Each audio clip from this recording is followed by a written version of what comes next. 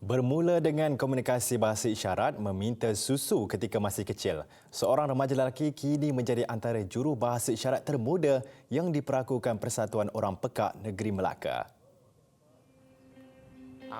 Ketika di usia 3 tahun, Muhammad Nabil Muhammad Nazrul terdedah kepada penggunaan bahasa isyarat seperti mak, ayah dan susu. Berbeza kanak-kanak seusianya yang menuturkan perkataan mak atau ayah sebagai kata pertama.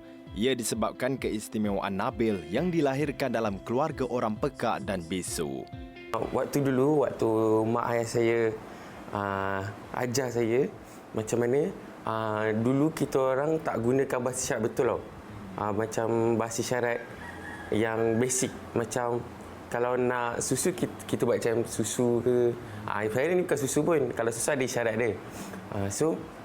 Mak ayah saya yang ajar. Bukan lain-lain, tak ada. Mak saya ajar. Nabil yang kini berusia 18 tahun menganggap perbezaan itu adalah kelebihan buatnya. Apa yang bermula sebagai keperluan dalam keluarga kini berkembang menjadi sebuah misi. Waktu darjah 1 macam kita sebab darjah 1 macam dah lancar lah. Macam dah boleh jadi juru bahasa isyarat lah. Sebab waktu raya-raya rumah orang macam dah boleh pula bahasa isyarat kan. Kemampuan anak bongsu daripada dua beradik itu juga menjadi inspirasi kepada rakan sebayanya.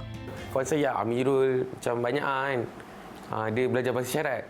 Walaupun saya tak suruh pun belajar bahasa isyarat, tapi dia tengok konten saya, lepas tu dia belajar bahasa isyarat. Ditanya mengenai perancangan masa depan, Nabil menyatakan hasrat untuk menjadi juru bahasa isyarat di kaca TV atau pengelas sukan profesional.